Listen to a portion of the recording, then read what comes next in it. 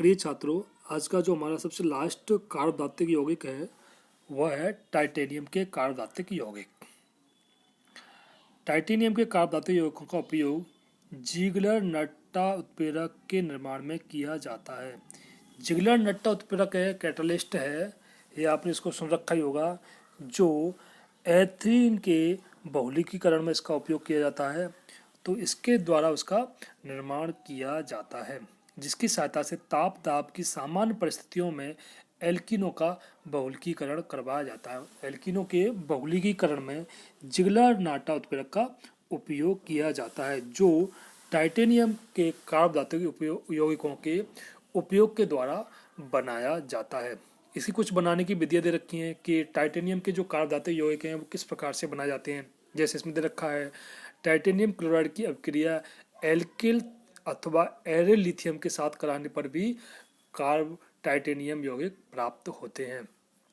Titanium chloride की अभिक्रिया या कोई एल्किल या कोई एरे लिथियम है उसके साथ कराते हैं तो इसके कार्बधातुक यौगिक प्राप्त होते हैं। जब टाइटेनियम क्लोराइड की अभिक्रिया सोडियम साइक्लोपेंटाडाइनाइल या मेथिल एल्युमिनियम डाइक्लोराइड अथवा टेट्रा एथिलेट के साथ करवाई जाती है तो टाइटेनियम के कार्बधातुक यौगिक प्राप्त होते हैं। जैसे इसमें नीचे रिएक्शन दे रखी है कि अगर टाइटेनियम क्लोराइड की अभिक्रिया सोडियम साइक्लोपेंटाडाइनाइल के साथ कराई जाती है और फिर उसकी अभिक्रिया मेथिल एल्युमिनियम डाइक्लोराइड अथवा टेट्रा एथिलेट के साथ करवाई जाती है तो भी टाइटेनियम के कार्बधातुक यौगिक प्राप्त होते हैं।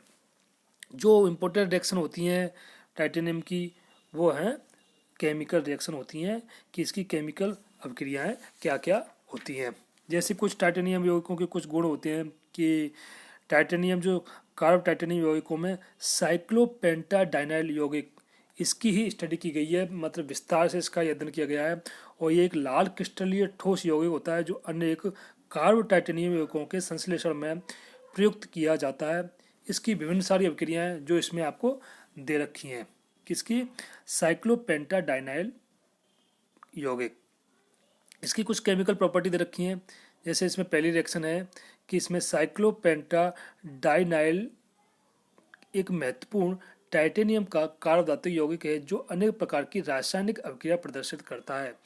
इसमें बहुत सारी रिएक्शन दे रखी हैं कि इनके साथ में जैसे टाइटेनियम क्लोराइड है या गिनर अभिकर्मक है या मैग्नीशियम है, इनके साथ में ये टाइटेनियम का कार्बधातुक यौगिक भिन्न भिन्न प्रकार की अभिक्रियाएं करता है।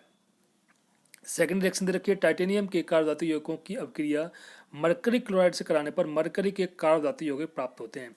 ये इंपॉर्टेंट रिएक्शन है और पेपर में कई बार पूछी जाती है कि अगर टाइटेनियम के कार्बधातुक यौगिक की अभिक्रिया मरकरी क्लोराइड से कराई जाती है तो मरकरी के कार्बधातुक यौगिक प्राप्त होते हैं।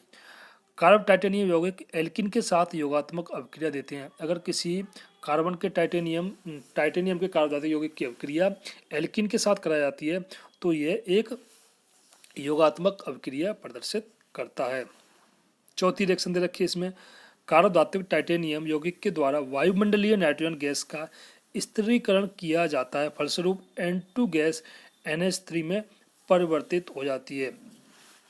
ये चौथी रिएक्शन इसके मैं अभी विस्तार से इसमें आगे मैंने इसको डाला है कि जो कार्बन के जो टाइटेनियम के कार्बधातुक यौगिक हैं, ये जो वायुमंडल में नाइट्रोजन होती है 78% के आसपास होती है, इस नाइट्रोजन गैस का स्थिरीकरण किया जाता है और उसका करने के बाद फिक्सेशन की करने के बाद में उसको ये NH3 में परिवर्तित कर देता है या N2 गैस को NH3 में परिवर्तित हो जाती है। तो इसका बहुत ही महत्वपूर्ण उपयोग है टाइटेनियम के कार्बधातुक यौगिकों का किया जाता है। मुख्य उपयोग जो इसका है वो है जिगलर नाटा उत्प्रेरक बनाने में किया जाता है। जो जिगलर नाटा उत्प्रेरक है वो एल्किन के बहुलीकरण में उसका उपयोग किया जाता है।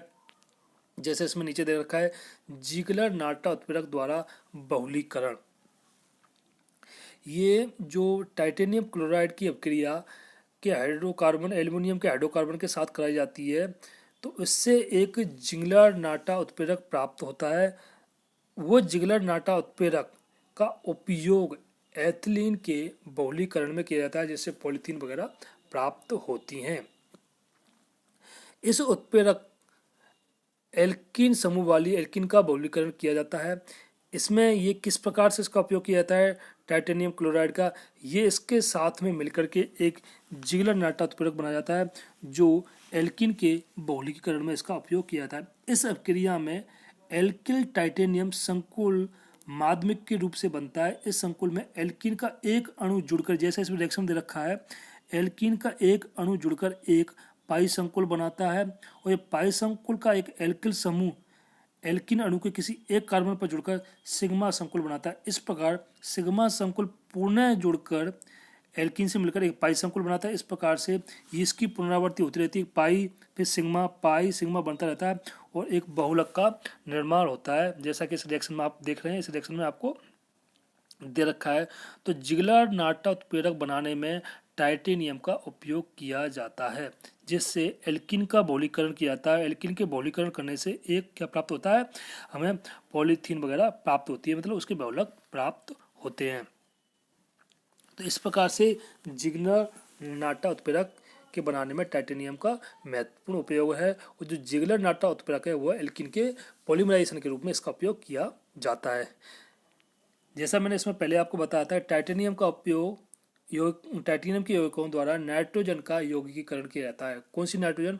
जो नाइट्रोजन वायुमंडल में उपस्थित होती है।